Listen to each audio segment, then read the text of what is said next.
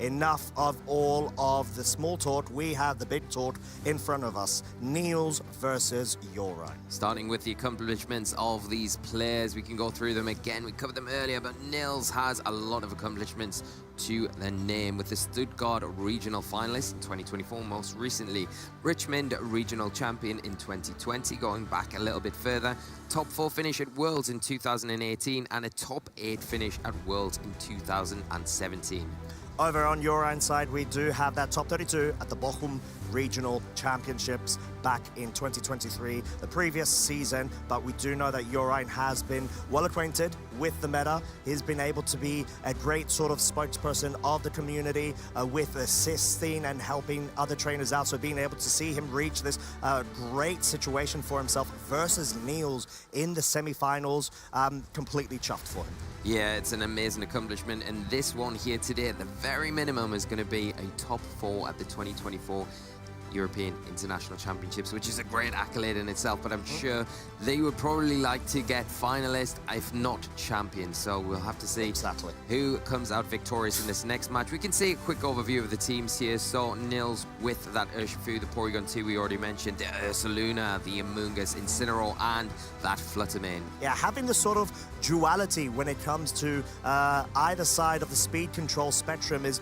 really nice and allows more room for Nils to be able to better adapt himself based off of the matchup. You've got the Choice Scarf Urshifu, you do have that Booster Energy Icy Wind, or apologies, not Icy Wind, but Booster Energy Fluttermane to capitalize off of that immediate burst damage potential. But of course, you've got the other side of the coin, that Trick Room setup and combination with the Flying Terra Porygon 2 with the Earthquake Guts boosted Ursaluna can be quite devastating. Yeah, and we've talked about it before, that flying terrestrialization on the Porygon 2 allows you to sit next to the Ursaluna quite safely and allow the Ursaluna to get those big earthquakes off in a right situation where the Porygon 2 isn't taking big damage along the way like it would normally do. Then you've got the Amoonguss as well, which is going to love that Trick Room environment. As we had seen in the previous highlights as well, with the matches that Nils had gone through, you know, going up against Oliver at 10 wins and 1 loss in earlier this day, was quite fascinating because we saw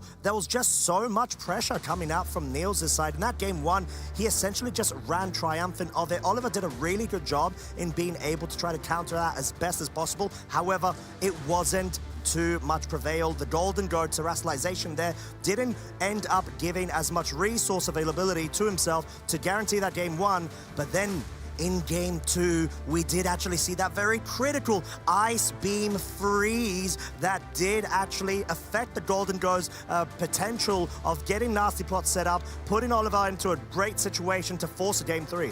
Yeah, and it was a huge turn there, and then capitalizing on that freeze was able to close out the game. You saw the huge survival there in the Amoonguss, and you thought at that point, if the Goldinger was able to thaw out, maybe Oliver had a chance to claw back, but the combination of that Porygon 2 with that Ursaluna was just too much, really overwhelming. So that's something Jorijn has to watch out for going into this match. Yeah, and I think it's just one of those critical things around his playstyle. He does really like forcing certain scenarios onto his opponent as best as possible, but we do have Jorijn on the other side of the field, looking him down with the Roaring Moon, Porygon 2, Golden Go, Choice Specs, Landorus Incarnate, Incineroar, and his own Amoonguss. Yeah, and some really nice interactions and things that we found out about the team when we last featured Jorijn was that the Landorus Incarnate, which is normally known for its speed, is the fact that it's quite slow. It undersped that Hisuian Arcanine, so it can take advantage of those Trick Room environments. It isn't going to be threatened as much as normally you would see against the Fluttermane with that Booster Energy because there's no Icy Wind here, so it has a bit of an easier time there. Obviously can threaten the Fluttermane as well with those big Sludge Bombs. Also got the Goldingo as well that we didn't see featured earlier, which could come into play in this match as well. Dazzling Gleam being able to capitalize off of that Fairy Terrestrialization typing, which is something very uncommon. You don't commonly see. I think there was initial sort of experimentation earlier on in previous seasons with this. However, there is something that I would also like to add to that. We do have the potential setup from the Roaring Moon. Dragon Dance alongside Redirection could be one half of a mode brought to a game, accompanied by a Porygon 2 and Ursaluna Trick Room mode. So you change up the board state immediately midway through in order to upset any sort of strategies from your opponent. Yeah, and I think that the Roaring Moon could be a tool that Jorijn leans on a little bit to deal with that Amoonguss on the opposite side of the field, because I think if once the Amoonguss is gone, the Trick Room matchup doesn't get easier, but it gets a little bit better, where you're not having to worry so much about those spores and things on your side of the field being put to sleep, because that's one huge detriment that you're going to have to worry about when that is happening. Yeah, and I think there's a lot of different interactions that both trainers are likely going to have to just feel things out of, because it really does come down to the leads. We know that Jorijn does have a couple of core modes that allow himself more sustainability potential to get those cycles going with the pivots, with the switch-ins, switch-outs, Porygon 2, Amoonguss, and Incineroar. But having the immediate burst damage potential from Nils' side is going to pay testament to that, but we will find out as we have Game 1 of your second semi-final ready up.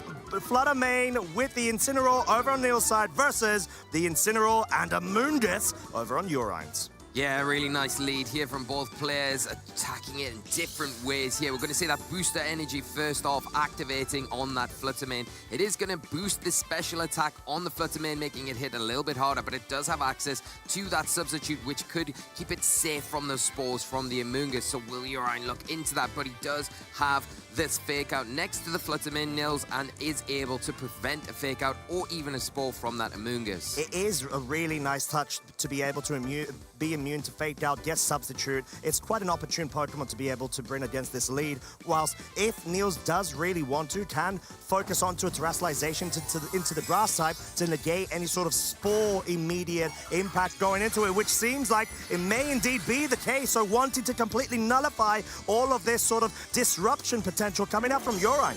Yeah, and we do see the grass Terrestrialization here on Nils' side of the field, but the Amoonguss not wanting to take any damage this turn, just going for a Protect here, seeing what Nils is going to do to set up the fake out coming out to stop and prevent that Incineroar from doing anything this turn. Of course, if it went for the parting shot, it can go through a substitute, but more importantly, Nils has got that substitute set up, keeping it safe, at least going into this next turn. And I think that is what Nils has identified. He wants to at least be able to not allow Jorijn to disrupt his flow. He wants to get the correct setups going. He needs to make sure that the Ursaluna, if it is in the back, it is brought in before it gets put to sleep and does have that Flame Orb proc in order to completely ignore any sort of disruption impact from the Amoonguss. Yeah, but now the Flutter Mane in a position where it can start putting out damage. It does have to be careful, of course, because now if we see the Incineroar on your side of the field go for a Flare Blitz potentially into that Flutter Mane, it would open the door then for that Amoonguss to go for the double up into that slot and then utilize the Spore once again.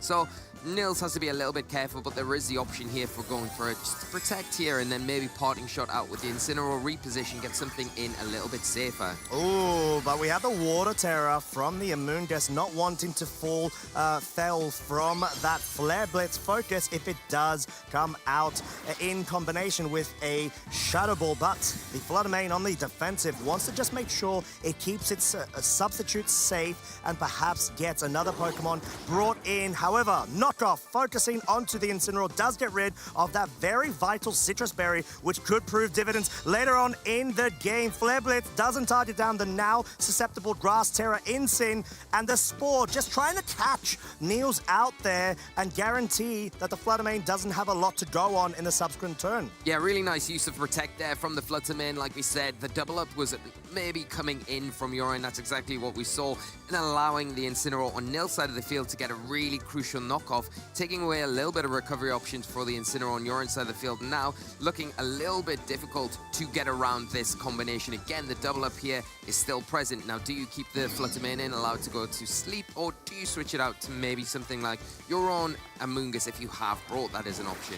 There are the switch out potentials, however, none to be found in this turn. Moonblast focuses onto the Incineroar, hoping to be able to bring it down within certain range for a follow-up KO in the subsequent turn. But parting shot will be focusing down. Bring this Incineroar to -2, perhaps influencing its potential on breaking that focus, that substitute. And Nils wanting to say, right, you can either get the breaking of the substitute or the Spore onto the Ursaluna. Yeah, and we do see that Flare Blitz targeted into the Flutter Mane, into the substitute. Will it take it or will it break? It looks like it is fading away. This opens the door for the Amoonguss to go for that Spore, shut down this Flutter Mane for subsequent turns, and that's exactly what we see. But the door open for that Ursaluna to come onto the field. Like you mentioned before, activate that Flame Orb. Nice little trade-off from Nils in terms of his probability and forcing Jorijn to pick the slot and maybe even force a read, but it was really nice, safe switching there, Ursaluna.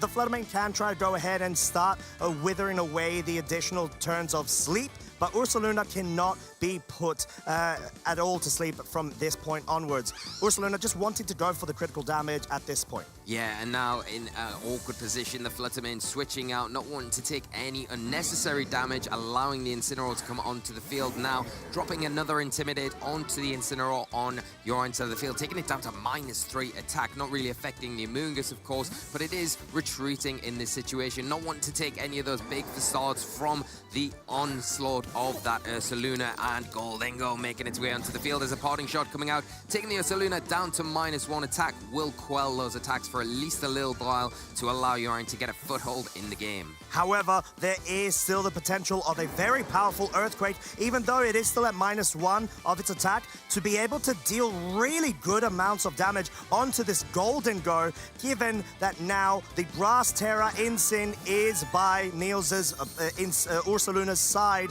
We're going to have to find out special attack increase due to the Porygon 2's download boost, but no Earthquake Facade, dealing so much damage. 2-hit KO onto an Eviolite Porygon 2 whilst at -1 attack. It's just ridiculous. Yeah, that's a big bit of damage coming onto the Porygon 2, and really nice spot there from Nils, utilizing the Ursaluna perfectly there. Not going into the Amoonguss, thinking maybe if the Gholdengo does come in there, it's a bit of a wasted turn. Going into that Incineroar instead to make sure you get some good damage, and that's exactly what happened. The Porygon 2 in a little bit of an awkward spot here. Does it outspeed the Ursaluna? Is it able to get a recover off? You have the Gholdengo next to you, but you are at the pressure of the fake out from the Incineroar on Nils' side of the field that can be utilized here, especially into that Porygon 2, maybe get that Earthquake off. Of course, your Incineroar now is a Grass Terra type, so you don't really worry about the Earthquake so much coming out from the Ursaluna, whereas everything on your own side of the field really doesn't want to deal with that. It really doesn't, but we do have that great potential from the Gholdengo, I would have said, but no fake out. The Incineroar actually outspeeds, knocks the Choice Specs out, 2-hit KO guaranteed,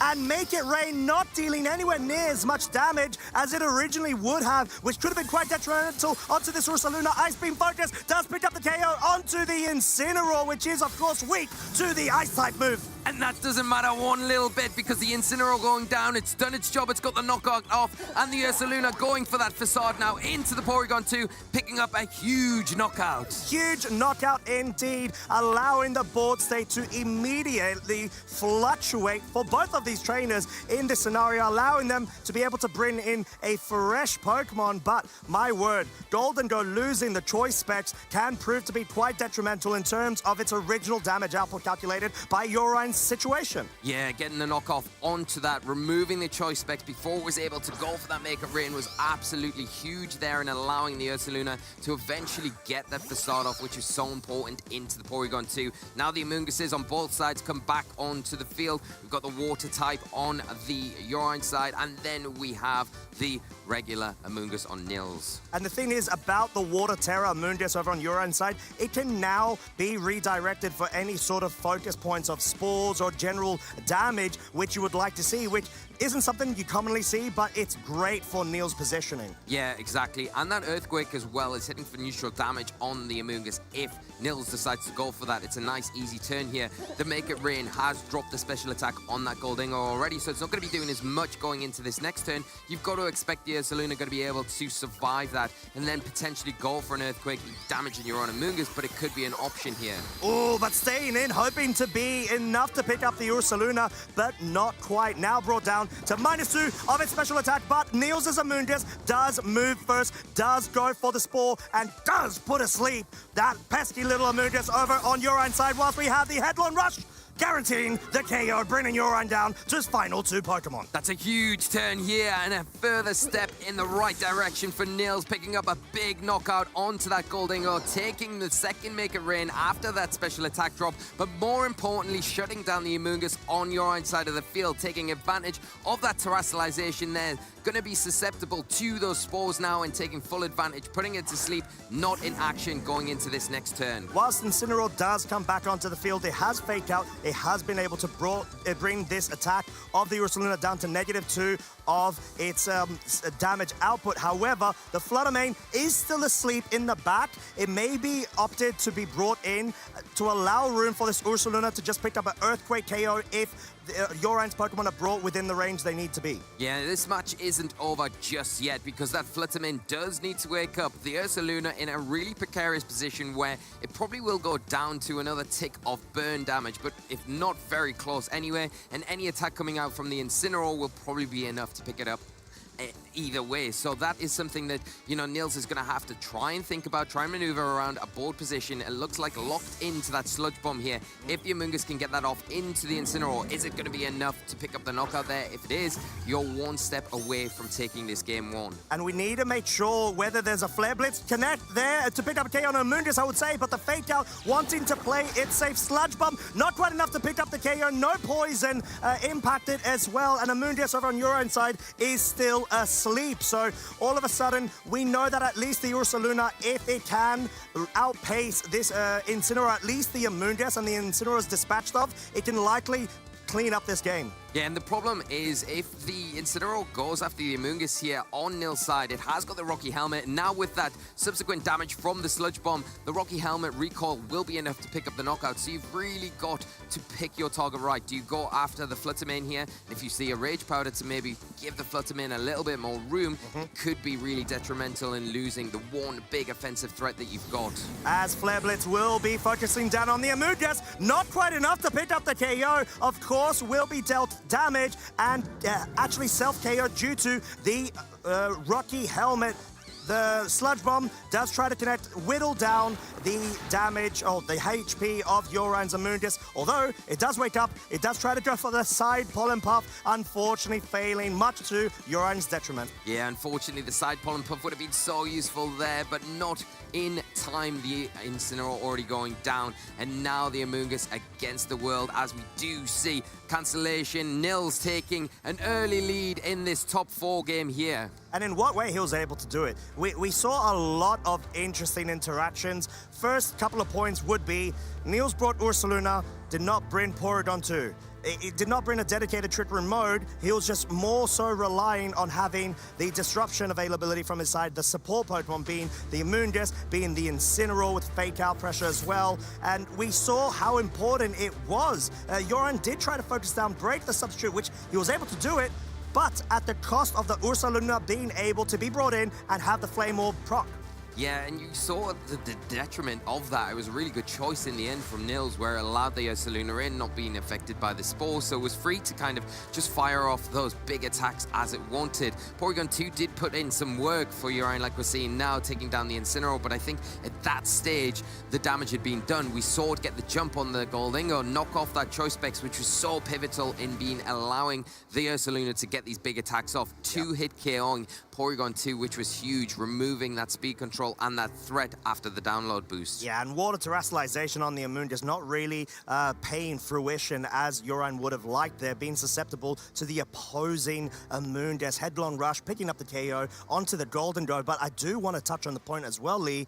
We saw Nils' Incineroar outspeed the Goldingo, giving a bit of an indication of both of those Pokemon, Incineroar likely being faster and Goldingo being slower. Yeah, and especially going into this next match as well, because both players have that Incineroar. So if you are Nils going into this next turn and the Incineroar comes out matching yours, you know you can go for the Fake Out into it because you can shut it down pretty easily because you've got the speed information already. You're outspeeding the Goldingo as well. If that comes out from your end, you know you can go for that knockoff into it. pretty safely, get rid of that really detrimental choice specs item. If that had been on there, it would have really changed the dynamics and the outcome of that game, because the Ursaluna may have not been able to take that as well as it did when that was knocked off. Precisely. So are we thinking then Jorijn may opt to go for some more a more dedicated form of being able to completely capitalize off of Nils' immediate offensive pressure, or at least its capability of handling a passive lead such as an Incineroar and a Moongus from himself? Yeah, the one thing that you could say is, does Jorijn have access to the... We know it's got the booster energy and the Roaring Moon, but where is that booster energy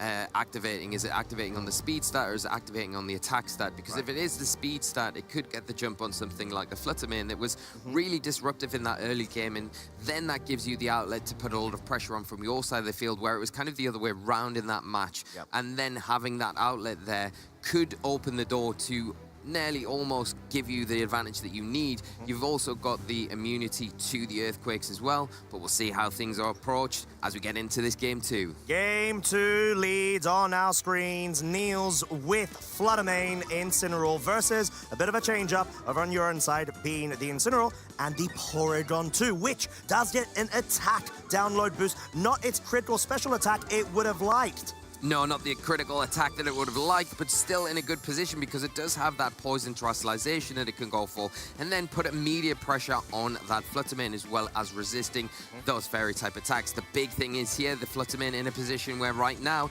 it can pretty safely set up that substitute if it wants, and we know the speed interaction between the Incineroars. You can really do what you want. You can go for the fake out into the Incineroar on your own side of the field, or you can go for the fake out into the Porygon 2, or you could maybe even protect the Fluttermane here, reposition with a parting shot onto something like the opposing Porygon 2, allow it to get the Trick Room up, and then maybe drop your own Amoonguss onto the field, which is going to be in a really great position if we do see the dimensions flipped.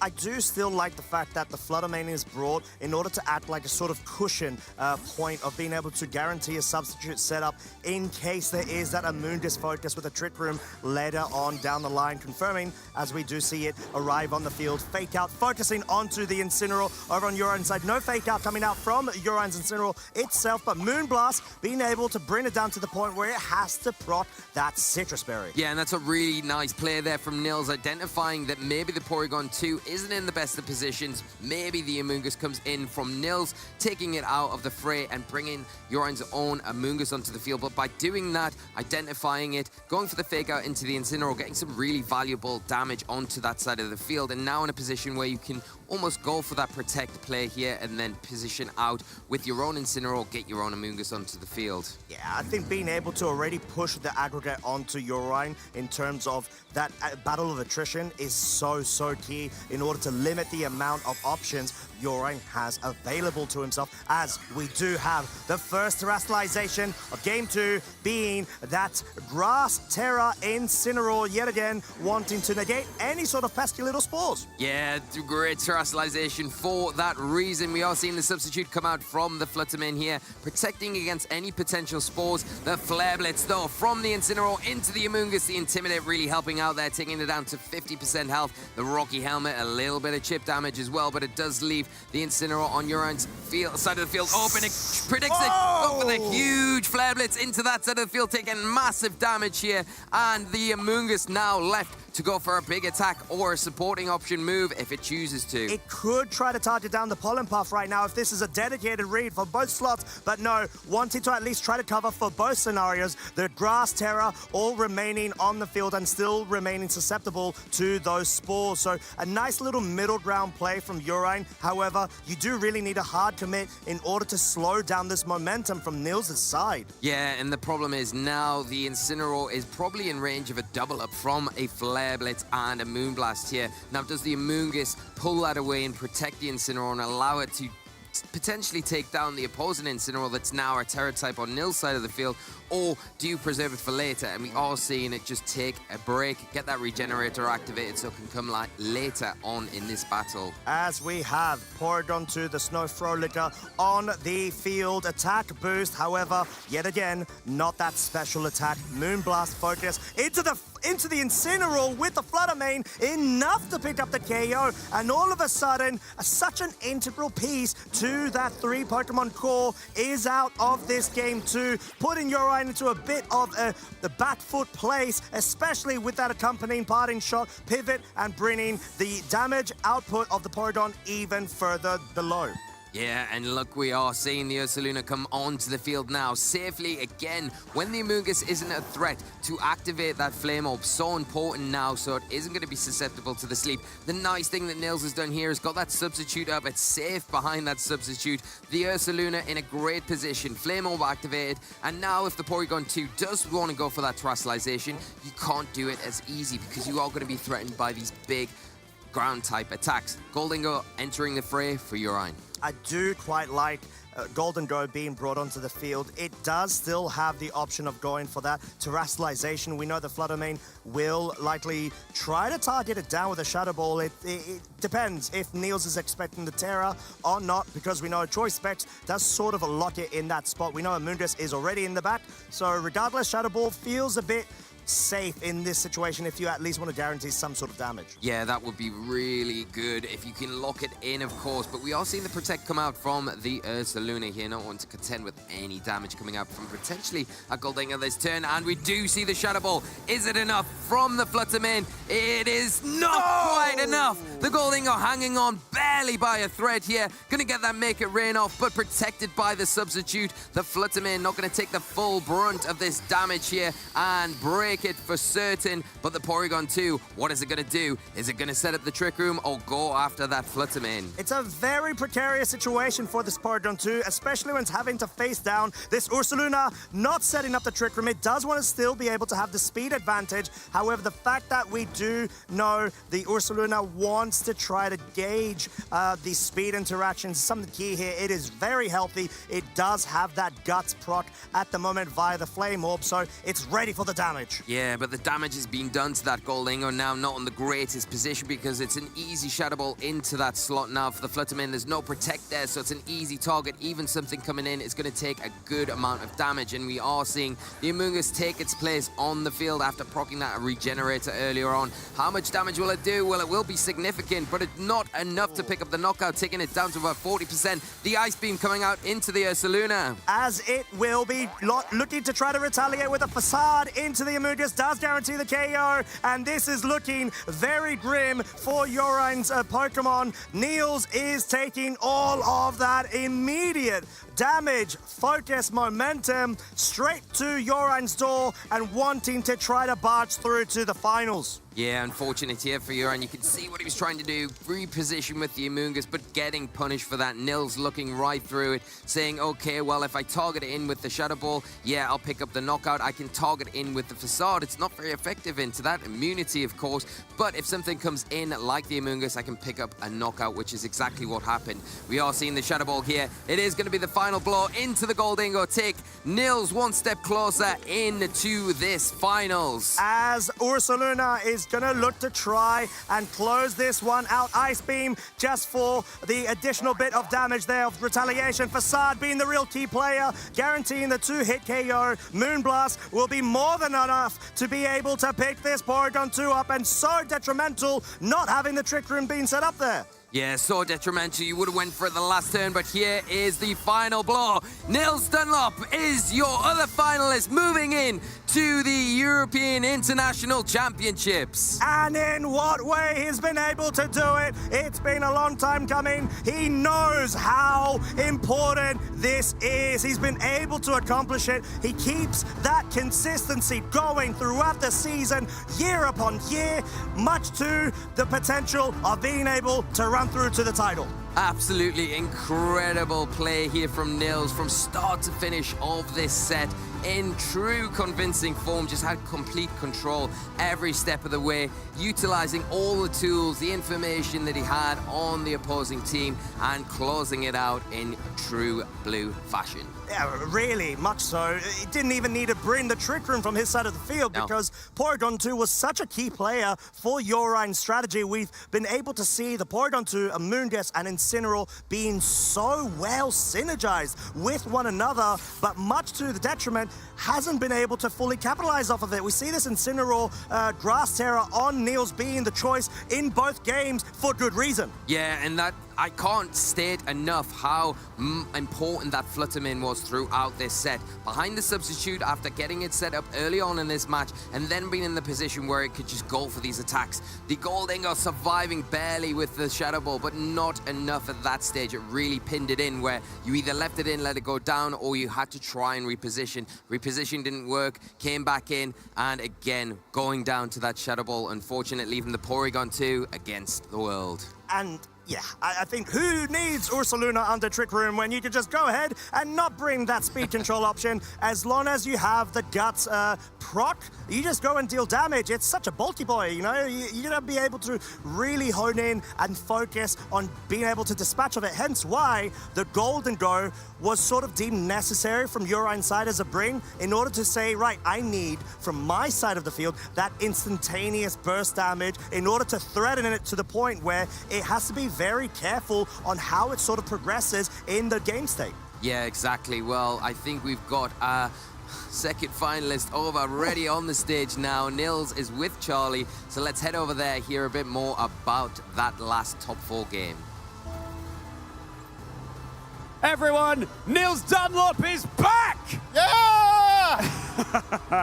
He's done it! He's stamped his ticket through to Championship Sunday tomorrow. Nils, how are you feeling? I'm feeling ecstatic. It feels super good to just get that win. I faced him in the last round of Swiss, and he managed to win, but it was a really, really close game. And I was super happy that I was able to clutch out this win. And I don't know, my idea from it was that I needed to pin down slots because similar to how my team functions, you need to delete pieces, otherwise you're never gonna break the core. And I just had to sort of force KOs, which I think I managed to do. You absolutely managed to do. You weren't letting your opponent get away with anything with that Porygon 2 there. You were going all out on the offense. Substitute on Fluttermane. Yes. That was a really cool technique and really pivotal in this game. Yes, and that was something that me and my brother came up on like the 1 or 2 days before the tournament. And we noticed that we needed to improve Among Us. And we didn't want to expend like a safety goggles on Incineroar. But I think the substitute showed its value there and managed to clutch up. It well and truly did. Nils, you said back in Stuttgart that the old Nils is back. Yeah. And you're paying dividends on that right now. I would say so, and I feel like something that me and my family have been honest and on again, been telling me to just focus and get into the zone and just play a bit how sort of you believe in yourself and just like don't overthink it and just do the best plays. And it's just get into that mindset, and I think I'm starting to get to know how to get into that zone easier. Yeah, clearly you are. Wise words indeed from you, Nils, a trainer who has such legacy experience, and your opponent tomorrow is someone who's fairly newer to the scene, so it'll be fascinating to see how you both match up into each other. Sorry. Yeah, we even faced in, I think, the second to or third to last round of Swiss. I think I managed to win that one. Okay. But it was pretty close, and I think it's going to be a tight game tomorrow, so I'm pretty ecstatic for that. It's going to be a really thrilling game, Nils. Okay, we're going to let you get some rest before the big day tomorrow, but finally, shout-outs. Okay, I have to say, first, the person in the crowd, my big brother, Daniel, for being an amazing brother and as well amazing coach. And as well, my mom at home, just been supporting every second of her day. And as well, just my whole, like, friends and family in Sweden or just anywhere that's been helping me. And I can't be more happy to have you guys in my life. Thank you. Both of these trainers have such support behind them. Yeah, let's get a round of applause for that. Such touching words there from Nils. Well, trainers, we have our 2 finalists. You know where you'll need to be tomorrow, but for now, let's wrap up this EUIC Day 2.